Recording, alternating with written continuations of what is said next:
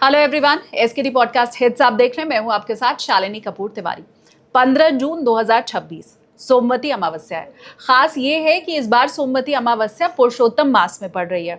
तो इस दिन आपको क्या करना चाहिए, कैसे जप दान पुण्य करके इस दिन का विशेष लाभ आप उठा सकते हैं, सारी बातें आज के पॉडकास्ट में आपको सुनने को मिलेंगी। प्रख्यात ज्योतिषी अंकित अग्निहोत्री जी मेरे साथ आज पॉडकास्ट में हैं। पार्ट 1 आपको अभी दिखा रही हूँ, पार्ट 2 की बारी भी बहुत जल्द आएगी जिसमें राशि फल बताया है अंकित अग्निहोत्री जी ने। तो चलिए शुरुआत करते हैं, दिखाती हूँ आपको आज के पॉडकास्ट का पार्ट 1। नमस्ते, प्रणाम, जय श्री कृष्ण, राधे राधे। आप देखना शुरू कर चुके हैं चिंतामणि विद एसकेटी। एसकेटी यानी कि मैं शालिनी कपूर तिवारी। आज का पॉडकास्ट बहुत खास है क्योंकि हमने सोमवती अमावस्या पर भी बात की है और बात की है कि विश्व में आगे क्या घटित होने वाला है। अब आप कहेंगे सोमवती अमावस्या में नया क्या है, क्योंकि साल में 1 से 2 अमावस्या तो सोमवती अमावस्या होती ही है। खास है पुरुषोत्तम मास, सोमवती अमावस्या और शनिदेव का मीन राशि में होना। ये वो संयोग है जो आज के ठीक 30 साल पहले बना था, 1996 में। वैसे भी कहते हैं कि सोमवती अमावस्या पर आप जो भी शुभ या अशुभ कार्य करते हैं वो अवश्य फलीभूत होता है। मतलब शुभ कार्य आपने किया है तो उसका फल भी अवश्य मिलेगा, अशुभ किया है तो उसका फल भी अवश्य मिलेगा। और ये भी कहते हैं कि इस दिन किया गया तप दान पुण्य जप वो अपना असर जरूर दिखाता है। सोमवार का दिन क्योंकि बाबा भोलेनाथ का होता है, बाबा भोलेनाथ ने अपनी जटाओं में मां गंगा को विराजमान किया हुआ है, इसलिए ये कहते हैं कि इस दिन अवश्य ही आपको गंगा किनारे जाना चाहिए, आपको शिवालय में जाना चाहिए, ज्योतिर्लिंग में जाना चाहिए। लेकिन हर बार ये संभव हो नहीं पाता है और ऐसे में आपको मदद मिलती है श्री मंदिर ऐप से। आज का हमारा पॉडकास्ट भी स्पॉन्सर्ड है श्री मंदिर ऐप के द्वारा। और मैं आपको बताऊं कि ये ठीक वैसे ही है जैसे जब आप सुनते हैं कि कोई माता वैष्णो देवी दर्शन के लिए गया या कहीं शक्तिपीठ गया, बड़े धाम गया, तो आप उसको फोन करके ये कह देते हैं कि सुनो मेरे नाम का भी एक दिया जला देना या मेरे नाम से 501 रुपया चढ़ा देना, 101 रुपया चढ़ा देना, क्योंकि आप वहां नहीं पहुंच पा रहे लेकिन कोई और जा रहा है तो अपना संदेशा या चढ़ावा उसके जरिए आप भिजवा देते हैं। श्री मंदिर ऐप भी आपकी मदद करता है। खासकर 15 जून को जो सोमवती अमावस्या पड़ रही है उस दिन बड़ा अनुष्ठान होने वाला है। यहाँ के गोकर्ण क्षेत्र में 21 लाख पंचाक्षरी महामंत्र का जाप होगा। सिर्फ इतना ही नहीं, प्रयागराज के सोमेश्वर महामंदिर में भी एक बड़ा आयोजन अनुष्ठान किया गया है। इसके अलावा देश के 8 प्रसिद्ध ज्योतिर्लिंग में भी इस दिन बड़े आयोजन किए जा रहे हैं। अब सबसे उत्तम यही रहता है कि आप स्वयं वहां पर जाकर पूजा अर्चना कर पाएं, लेकिन किसी कारणवश अगर आप नहीं पहुंच पा रहे हैं तो अपना नाम और गोत्र श्री मंदिर ऐप में बता के आप उनकी सुविधा का लाभ ले सकते हैं।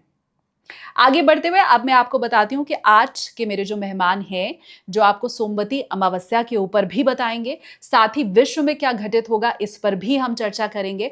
वो है प्रसिद्ध ज्योतिषी अंकित अग्निहोत्री जी। चिंतामणि एसकेटी पॉडकास्ट में आप उन्हें पहले देख चुके हैं, के.एन. राव सर के शिष्य वो हैं। इसके अलावा भारतीय विद्या भवन से गोल्ड मेडलिस्ट हैं ज्योतिष का, उन्होंने वहीं अध्ययन किया है, विद्या प्राप्त की है और पहले भी कई भविष्यवाणियां उनकी सटीक बैठी हैं हमारे ही चैनल पे। तो चलिए अब मिलकर के स्वागत कर लेते हैं, जानते हैं सोमवती अमावस्या के बारे में भी, विश्व में क्या घटित होने वाला है, आपके जीवन में क्या घटित होने वाला है, आपका राशिफल कैसा रहेगा, ये सब कुछ आज हमें बताएंगे अंकित अग्निहोत्री जी। बहुत स्वागत है अंकित जी आपका। आपको भी मेरा बहुत बहुत नमस्कार और आपके जितने दर्शक हैं उनको भी नमस्कार। और हमेशा पॉडकास्ट शुरू करने से पहले मैं चाहता हूँ नीम करोली बाबा की जय जयकार हो। तो जितने लोग देख रहे हैं इस पॉडकास्ट को कमेंट सेक्शन में जाकर जरूर नीम करोली बाबा की जय जयकार करें। अब जैसा हमने जितनी बार भी पॉडकास्ट किया है तो आपने भविष्यवाणियां की हैं और उनमें से ज्यादातर सही हुई हैं। आज एक बार फिर से हम भविष्यवाणियों के ऊपर ही चर्चा करने वाले हैं, लेकिन एक बहुत अलग संजोग जी इत्तेफाक से जब आपसे चर्चा हो ही रही है, पुरुषोत्तम मास ये चल ही रहा है और अब क्योंकि सोमवती अमावस्या भी इसमें आ रही है और ये मुझे लगता है एक दुर्लभ संयोग है जो कई वर्षों बाद पड़ा है। तो आप कैसे इसको ज्योतिषीय नज़र से देखते हैं? देखिए, सबसे पहले तो मैं एक जो बेसिक कॉन्सेप्ट है वो बता देना चाहता हूँ। सोमवती अमावस्या का मतलब वो अमावस्या जो सोमवार के दिन पड़ रही है। तो अमूमन हर वर्ष 1 या 2 बार ये अमावस्या पड़ जाती है। इस बार जो संयोग बन रहा है वो बन रहा है कि पुरुषोत्तम मास के साथ, या जिसको हम अधिक मास कहते हैं, उसके साथ ये कॉम्बिनेशन आ रहा है। तो ये रिपीट कर रहा है 1996 वाला पैटर्न। अगर इससे पहले जो अधिक मास आया था 1996 में आषाढ़ का, तो वो जो महीना था, इस बार हम जब देख रहे हैं 26 में, तो जो ज्येष्ठ का महीना है वो अधिक मास हुआ है। तो अब एक कॉम्बिनेशन, एक पैटर्न आ रहा है। उस टाइम भी शनि मीन राशि में थे, इस टाइम भी शनि मीन राशि में है। तो एक संयोग मैं कहूँ अच्छा भी कह सकते हैं, कुछ मामलों में बुरा भी कह सकते हैं। अच्छा उनके लिए जो कुछ कार्मिक रिलीज़ करना चाहते हैं अपने जीवन में, इस दिन अपने जीवन में कुछ शुभता चाहते हैं, अगर कोई नेगेटिविटी लंबे समय से चली आ रही उसको दूर करना चाहते हैं, या अपने आप को ईश्वर से और कनेक्ट करना चाहते हैं, उनके लिए एक बड़ा अच्छा दिन होता है ये। और पुरुषोत्तम मास वैसे ही कहा गया, पुरुषोत्तम का मतलब ही जो आपको विष्णु जी ने ये नाम दिया था, जब कोई इसको अधिक मास को नाम देने को तैयार नहीं था, स्वीकार करने को तैयार नहीं था, तो विष्णु ने जी कहा था मेरे लिए अब जो मेरा नाम है पुरुषोत्तम, इससे आपको बुलाया जाएगा और बड़ा प्रिय होगा जो यहाँ पर विष्णु का भजन और उनका काम करेगा, तो उसको जो पुण्य फल है कई गुना मिलेगा। सोमवती अमावस्या का सबसे पहला जो हमें रेफरेंस मिलता है स्कंद पुराण में मिलता है, उसके अवंती खंड में, जहाँ पर सोमवती अमावस्या में होने वाली जो शुभ प्रभाव हैं उससे आप अपने जीवन को कैसे बेहतर कर सकते हैं, ये चीज़ें आप कर सकते हैं। और पुरुषोत्तम मास हमें मिलता है पद्म पुराण में, उत्तराखंड में रेफरेंस में, जहाँ पर श्री कृष्ण और नारद जी का संवाद है। तो ये बड़ी शुभ संयोग हो जाता है कि आपके द्वारा की गई पूजा, आपके द्वारा किया गया दान पुण्य, या जो भी आपने अपनी आत्म साधना के लिए किया है उसका जो फल है वो एक जगह तो 2 गुना मिल ही रहा था, इस कॉम्बिनेशन के साथ जुड़ने के साथ 4 गुना हो गया। तो जो चीज़ आपको एक बार करने पर मिल रही थी अब उसका 4 गुना परिणाम मिल रहा है। शुभ है, बेहतर है ये।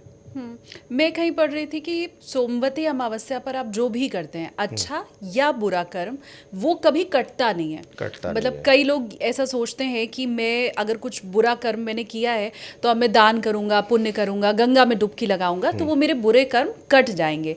लेकिन मैंने ऐसा सुना है कि आप जब सोमवती अमावस्या पे कोई भी अच्छा या बुरा कर्म करते हैं तो वो हमेशा वैसे ही रहता है, उसकी कोई काट नहीं है। ये है उसकी बिल्कुल कोई काट नहीं हो। देखिए, अच्छे कर्म तो जरूर जीवन में प्रभावशाली होते हैं और बुरे कर्मों की तो आप ये बात मान लीजिए उसकी तो कभी कोई काट नहीं है। कर्म सिद्धांत है जो भगवत गीता का, तो कर्म तो बार बार लौट कर आएंगे, अच्छे भी लौट कर आएंगे, बुरे भी लौट कर आएंगे।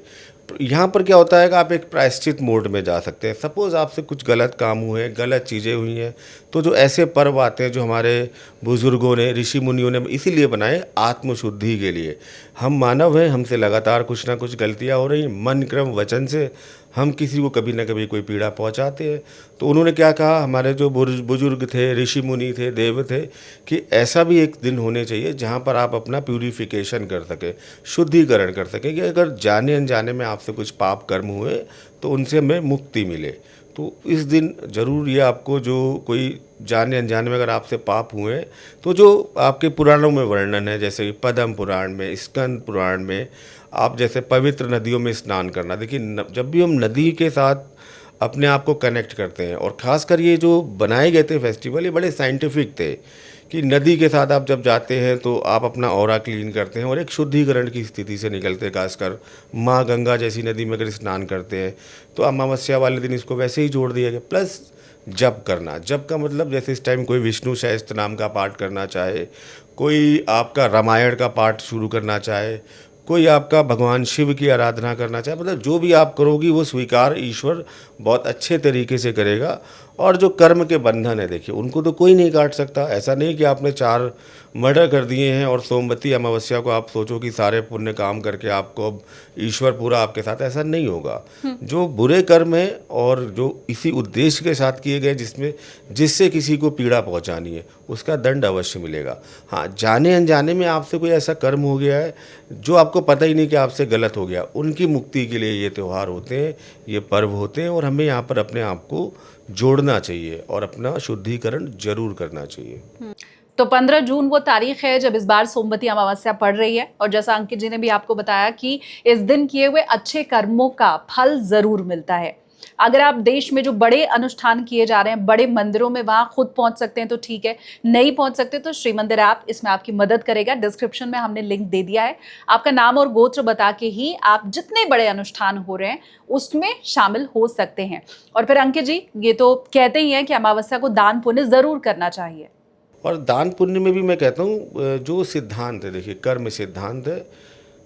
अगर जैसे एक कसाई है, वो पशुओं को दिन रात काटता है क्योंकि उसकी जीविका है और ये उसका काम है। एक व्यक्ति है जो भगवत गीता कहती है, जो पशुओं को गलत तरीके से अपने मनोरंजन के लिए, अपने क्रोध में या गुस्से में उनकी हत्या कर रहा है, तो उसका कर्म दोनों ऊपर से देखने पर समान लगते हैं, दोनों का उद्देश्य लेकिन अलग है। तो जो कर्म के बंधन है, इनसे आप अगर निकलना चाहते हैं तो सबसे अच्छी बात तो ये है कि आप अपना शुद्धिकरण कीजिए। जैसे 15 जून को आपने बताया, तो आई थिंक ये जो अमावस्या का जो कॉन्सेप्ट है, ये 14 जून से ही शुरू हो जाएगा, दोपहर को 12:19 से, और 15 जून तक को आपका ये मॉर्निंग में 8:24 तक रहेगा। तो बड़ा 2 दिन है, दोनों दिन आप खूब आराम से गरीबों की मदद कीजिए, वृद्धा आश्रम जाइए, जो बुज़ुर्ग हैं जिनके पास कोई नहीं जाता उनके लिए कुछ व्यवस्था कीजिए खाने पीने की। सबसे ज़रूरी कुछ समय बिताइए उनके साथ, और जो आप अच्छा काम कर सकते हैं उसमें कोई लिमिटेशन नहीं है। देखिए ईश्वर जो बंधे हैं कर्म सिद्धांत के साथ बंधे हैं।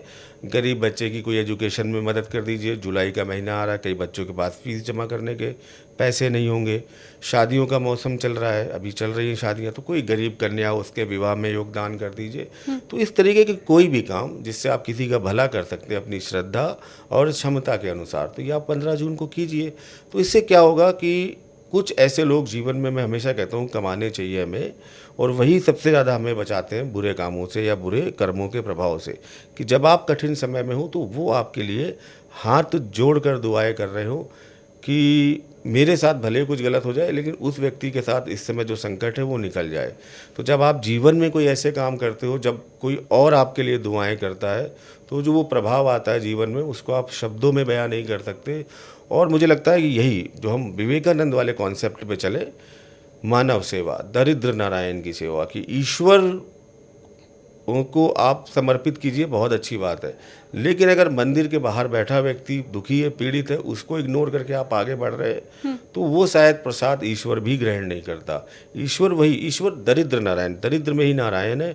हम आत्मा का कॉन्सेप्ट लेते हैं, तो जो सोल है वो अपने आप में कोई ना कोई हम ईश्वर के साथ कनेक्ट कर सकते हैं। तो हम अगर दरिद्र नारायण की सेवा करें, इस दिन लोगों को खाना खिलाएं, जो श्रमिक वर्ग हैं, बहुत गर्मी पड़ रही है, वहाँ पर कोई कंस्ट्रक्शन साइट हो, वहाँ पर जाकर हम कोई फूड सर्व करें, कोई ठंडा पानी दे, तो ये सारे पुण्य काम है। प्लस आत्मशुद्धि के लिए महामृत्युंजय मंत्र का चैंट करें। और जो लोग, देखिए सबके लिए जो जो जा सकते हैं मंदिर में बड़ी पूजा कर सकते हैं, रुद्राभिषेक कर सकते हैं, वो करें।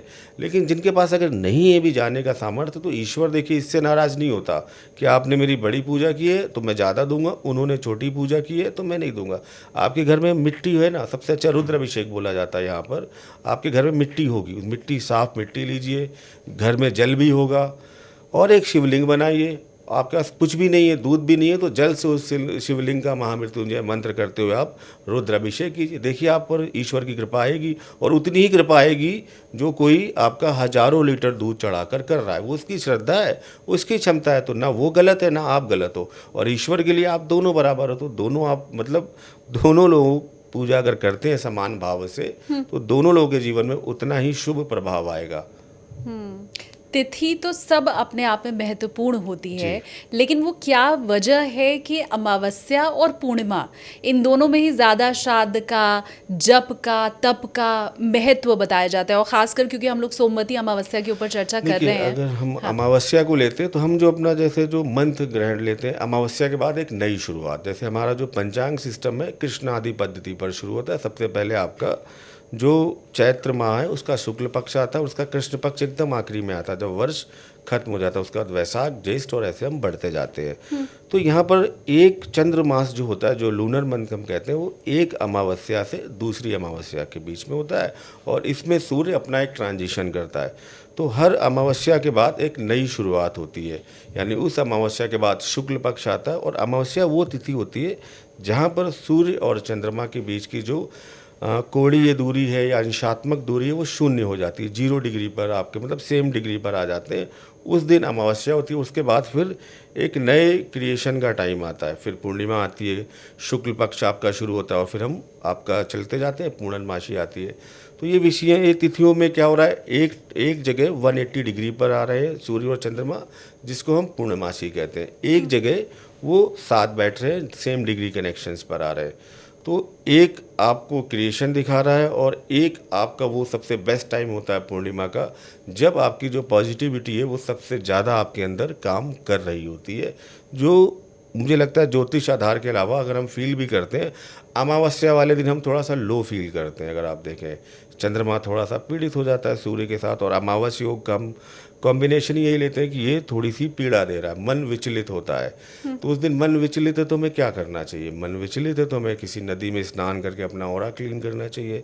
मन विचलित है तो हमें पूजा करनी चाहिए। मन विचलित है तो हमें सेवा कार्य करने चाहिए कि हमारे मन की जो परेशानी है वो ईश्वर सुने, उसको ठीक करे। तो इसीलिए हमारे लोगों ने कहा आप अमावस्या पर जाइए।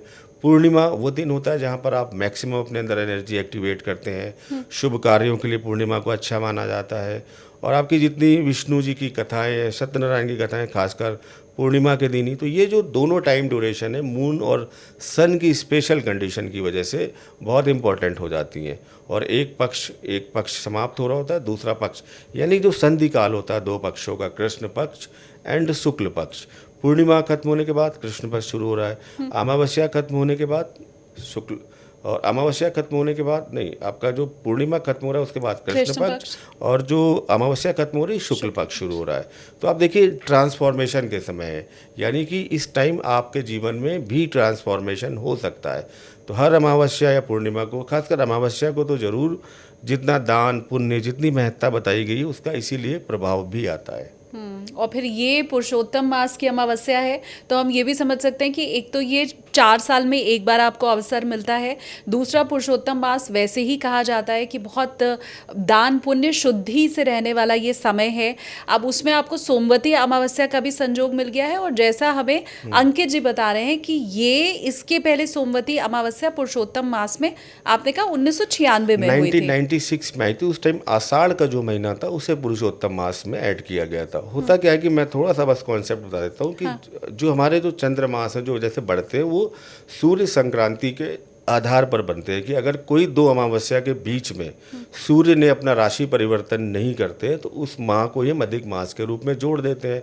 और ये जो पूरा सिस्टम है लगभग 32 महीने बाद हर बार रिपीट होता है साइकिल में। कारण क्या है, जो लूनर मंथ है और जो सोलर मंथ है हमें उसको बैलेंस करना है, क्योंकि आपका वो 354 समथिंग होता है lunar month and 365 something solar year.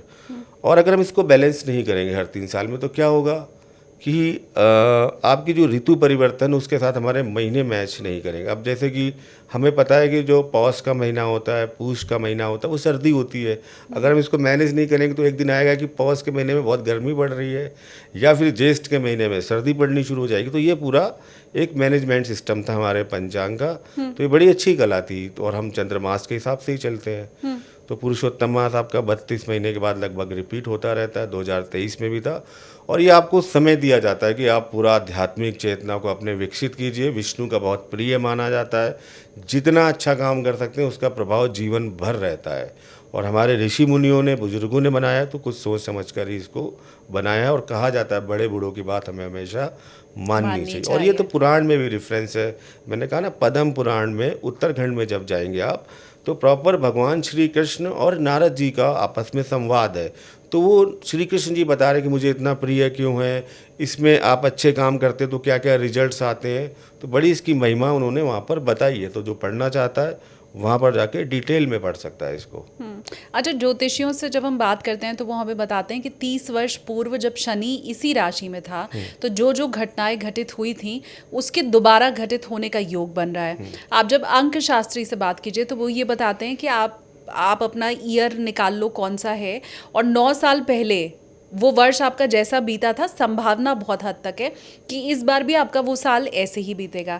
तो क्या हम ये माने कि 1996 में जो भी बड़ी घटनाएं घटी थीं वो आप आगे हमें बताएंगे, ठीक उसी ढंग से अब 2026 भी आगे बढ़ने वाला है? बिल्कुल। देखिए, जो एस्ट्रोलॉजी है कम से कम इसको हम बिल्कुल साइंस की तरह लेते हैं और डेटा साइंस की तरह, कि जब ये अलाइनमेंट रहा था तो क्या पोजीशन रही थी। तो हमने कहा जब 1996 में अधिक मास था और आपका शनि आपका मीन राशि में ही ट्रांजिट कर रहा था, उस टाइम भी अगर हम देखें तो और काफ़ी सोमवती अमावस्या भी थी। सोमवती अमावस्या भी थी, ठीक है, शायद 15 जुलाई के आसपास थी 1996 में, ठीक है। तो सोमवती अमावस्या भी थी। तो उस सोमवती अमावस्या के बाद हमें जो जियो पॉलिटिकल घटनाएं दिखी, हम उनकी चर्चा कर लेते हैं। उस टाइम क्या चल रहा था, अगर हम भारत पे ही बात कर ले, भारत में बड़ी राजनीतिक अस्थिरता का दौर चल रहा था। नरसिम्हा राव की गवर्नमेंट का जाना, अटल जी की 13 दिन की सरकार का रहना, देवेगौड़ा, गुजराल जी, ऐसे आप देख रहे थे लगातार अस्थिरता चल रही थी भारत में। पेट्रोलियम, क्रूड और जो महंगाई थी उसको लेके उस टाइम भी काफ़ी दिक्कत चल रही थी, समस्याएं चल रही थी। यहाँ पर हम थोड़ा सा जियो पॉलिटिक्स में जाते हैं तो जो मेजर इवेंट चल रहे थे, एक तो इजराइल और लेबनान का जो कॉन्फ्लिक्ट था वो एक्सट्रीम पर चल रहा था, वो अभी भी आपको चलता हुआ दिख रहा है। इसके बाद हो सकता है कि जो 15 जून के बाद ये संघर्ष और बढ़ेगा। दूसरा हम देख रहे थे जो चाइना और ताइवान का कॉन्फ्लिक्ट था वो उस टाइम स्ट्रीम पर था, बहुत बहुत बड़ा हुआ दिख रहा था। ये जो कॉन्फ्लिक्ट है चाइना एंड ताइवान का, ये फिर से एक्टिवेट होगा 15 जून के बाद से, समय दिख रहा है हमें, ठीक है। और हम देखते हैं कि अफ़गानिस्तान में जो तालिबान सिस्टम था वो बहुत अग्रेसिव होके सारी चीज़ों को पकड़ रहा था। शायद मुझे लगता है कि इसी का एक हो रहा था कि जब 1999 में कांधार हाईजैक हुआ था, तब उस टाइम तालिबान पूरी तरीके से फुल फॉर्म में आ गया था। गवर्नमेंट का जो नेगोशिएशन हो रहा था वो तालिबान के लीडर के साथ हो रहा था। तो ये 1996 का वही टाइम था जब जो सरकारें थी वहाँ जाके तालिबान ने अपना आधिपत्य जमा दिया था। रूस एंड चेचन्या एक कंट्री, उनका आपस में संघर्ष कॉन्फ्लिक्ट शुरू हो गया था। तो यहाँ पर आप फिर देखेंगे रूस यूक्रेन के साथ तो कर ही रहा है चीज़ों को, कुछ नई कंट्रीज़ लाइक अर्मीनिया और कुछ कंट्रीज़ के साथ वो कॉन्फ्लिक्ट में उलझता हुआ आपको दिखेगा।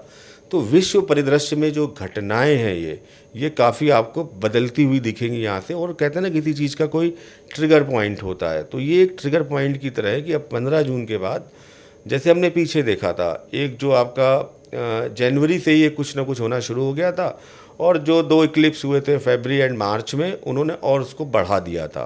तो सेम पैटर्न यहाँ पर आएगा कि 15 जून के बाद ये चीज़ें और बढ़ेंगी और इतनी बढ़ती जाएंगी कि अगस्त तक आते आते 2 इक्लिप्स वहाँ पर भी होने, 12 और 28 को, तो ये चीज़ें और बढ़ जाएंगी। तो देश दुनिया में देखिए जो सच है हमें उसको मानना चाहिए और उसके थ्रू अपनी जो सावधानी है उसको बरतना चाहिए।